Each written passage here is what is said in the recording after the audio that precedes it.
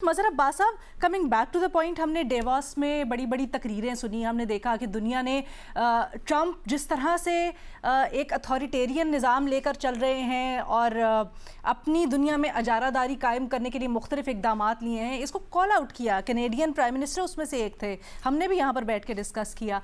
वो चीज़ अब हमें यहाँ पर क्यों नहीं अमली तौर पर दिखाने का वक्त जब आया है तो नज़र आ रही? अब सारे के सारे अमेरिका के साथ क्यों साइड कर रहे हैं? देखिए, अगर आप ट्रंप की उस तकरीर को देखें और सुने, जब वो अटैक हुआ, उसमें कोई भी एक ऐसी कन्विंसिंग बात नहीं थी कि जिसको बुनियाद बना के अटैक किया गया। यानी अगर ये बात है कि ईरान मुज़ाकरात नहीं कर रहा था या ईरान ने जो है हार्ड लाइन लिए हुआ था, तो ऐसा नहीं था। ईरान के बारे में तो ये कहा गया कि बात आगे बढ़ी है और ईरान ने बहुत सी चीज़ें मान ली हैं उस चीज़ में, उसमें। तो वो कोई भी, अगर आप सिर्फ वो तकरीर जो है ना, उस तकरीर की बुनियाद पे डोनाल्ड ट्रंप पे मुकदमा हो सकता है कि कौन सी जस्टिफिकेशन है उस अटैक की, जबकि एक मुल्क जो है नेगोशिएशंस में इन्वॉल्व है, इंगेज है, वो आपकी बातों को मान रहा है, तस्लीम कर रहा है। ज़ाहिर है अभी बातचीत ख़त्म नहीं हुई थी, अभी तो पहला या दूसरा राउंड था, और उसके बाद आके जो है ये कहा जाता है कि बातचीत में प्रोग्रेस हुई है और उसी रात अटैक कर दिया जाता है। तो इस वक्त तो ईरान जो है वो बिल्कुल उस सिचुएशन के में है कि मैं फसीले शहर हूँ पर नरग़े बातिल में हूँ। ये जो चीज़ें हैं, ईरान को आप किससे कहा जाए? मतलब ईरान तो कह रहा है ना कि मैं तो एग्रेसर नहीं हूँ, रोका तो एग्रेसर को जाता है, मैंने तो अटैक नहीं किया, मैंने तो इनिशिएट नहीं किया। जिसने इनिशिएट किया है उसको दुनिया रुकवाए, वो ये कहे अपनी उस पोजीशन पर वापस आए, जब मुज़ाकरात की पोजीशन थी उस पर वापस आएँ, वो सारी चीज़ें विड्रॉ की जाए। तब नुकसान जो हुआ वो तो हो गया, जो जान का नुकसान हुआ। लेकिन इस वक्त ये कहना कि जी दोनों को बैठा दिया जाए, दोनों को बैठाने का मसला नहीं है।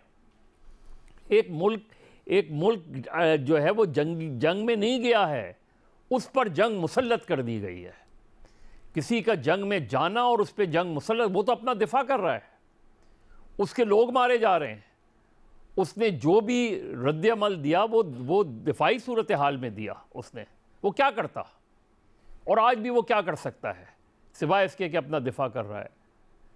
और उस दिफा में उसने, और इन स्टेट्स के जहां अमरीकी अड्डे हैं, इन पर अगर वो अटैक नहीं करता तो अब तक ईरान को जो है वो भस्म कर दिया जाता। ये ईरान को इराक़ बनाना चाहते हैं, ये ईरान को शाम बनाना चाहते हैं, ये ईरान को लीबिया बनाना चाहते हैं। ये एक बहुत ही शायद अनपॉपुलर सी बात हो क्या, लेकिन ईरान क्यों नहीं बनाए न्यूक्लियर बॉम्ब? इराक़ क्यों नहीं बनाए? लीबिया क्यों नहीं बनाए? क्या ये इख्तियार सिर्फ इज़राइल और अमेरिका और इन ताकतों का है? कोई मुल्क अपने दिफा के लिए अगर एटमी प्रोग्राम शुरू करता है, या तो आप ग्लोबली तय करें, इस चीज़ को ग्लोबली तय किया जाए। दुनिया, ज़ाहिर है न्यूक्लियर की तबाही बहुत, मैंने तो उन जो हिरोशिमा नागासाकी के सर्वाइवर से इंटरव्यू किए हुए हैं, मुझे पता है कि जो जिस तरीके से उन्हें खौफ आता है। लेकिन क्या करे कोई मुल्क? सही, उस पर अटैक किए जा रहे हैं, उस पर ख़तरा किया जा रहा है। कोई इस तरह की जो है इस तरह की किसी ट्रीटी पर की बात पे तो उन पे मुकदमा हो सकता है। यही तो सवाल है, कौन करे मुकदमा? इस वक्त तो ऐसा लग ही नहीं रहा कोई खड़ा होगा। देखिए, चीन, रूस, यूरोप, अच्छा, OIC, ये मिलकर अमेरिका को कहें कि यू आर एन एग्रेसर। ऐसा नहीं है कि अमेरिका, अगर ये सारे मुल्क यक ज़बान हो जाएं तो आप डोनाल्ड ट्रंप को या अमेरिका को मजबूर नहीं कर सकते। ये हो नहीं सकता। पूरी दुनिया से लड़ाई नहीं लड़ी जा सकती है। इस वक्त ये जो इज़राइल है, इज़राइल की तो कोई हैसियत नहीं है जी। इस वक्त जो है वो डोनाल्ड ट्रंप को दुनिया बावर कराए।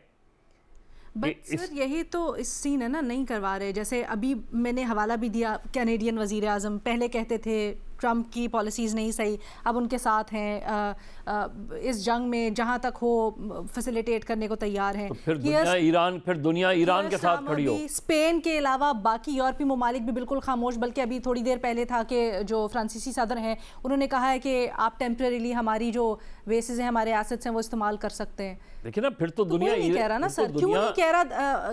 अगर इसको इलाबरेट करना चाहें, फिर तो दुनिया ईरान के साथ खड़ी होना चाहिए ना, क्योंकि अगेन मैं कहूँ कि अगर ईरान एग्रेसर होता तो शायद हमारा पॉइंट ऑफ व्यू बिल्कुल मुख्तलिफ होता। आई थिंक इसके ऊपर बाकी सब भी ऐड करना चाह रहे हैं। कौन महमल से पहले जवाब ले लेते हैं? देखिए लीना, जो आप बात करिए ना कि कौन कहेगा या कौन ये मुकदमा करेगा, कोई नहीं करेगा।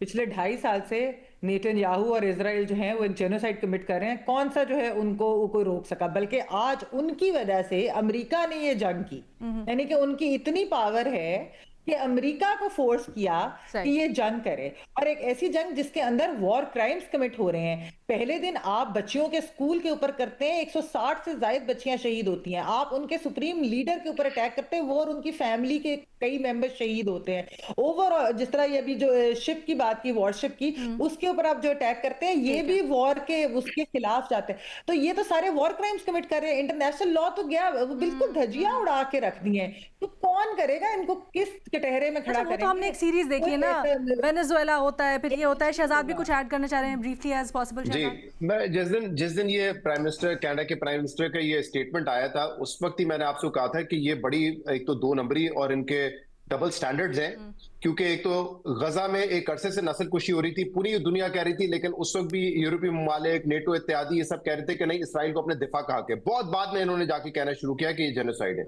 वेनेजुएला के प्रेसिडेंट को ये किडनैप करके लेके जाते हैं। आप देखें कि क्या स्टेटमेंट आए यूरोपीय दुनिया से। उन्होंने कहा हम गौर कर रहे हैं सूरत हाल पे, ये बात नहीं करते। उस वक्त क्या मसला था? 2 मसाइल थे अमेरिका से इनको। एक तो टैरिफ का इशू था जो सुप्रीम कोर्ट ने अब ओवरटर्न कर दिया है।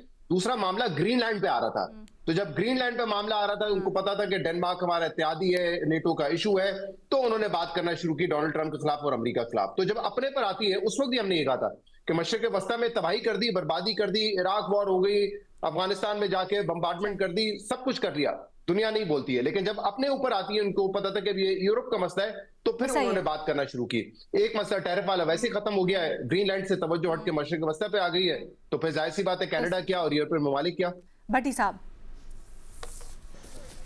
मैडम शेख, एक तो बहुत दफ़ा हर कोई बात कर चुका कि ये मफादात की दुनिया है, लेकिन ये मेरा ख्याल है अक़वाम मुत्तहिदा का सरेंडर और रूस और चीन का सरेंडर और मुस्लिम उम्मा का सरेंडर, ये बड़ी वजह बना है यहाँ तक आने का।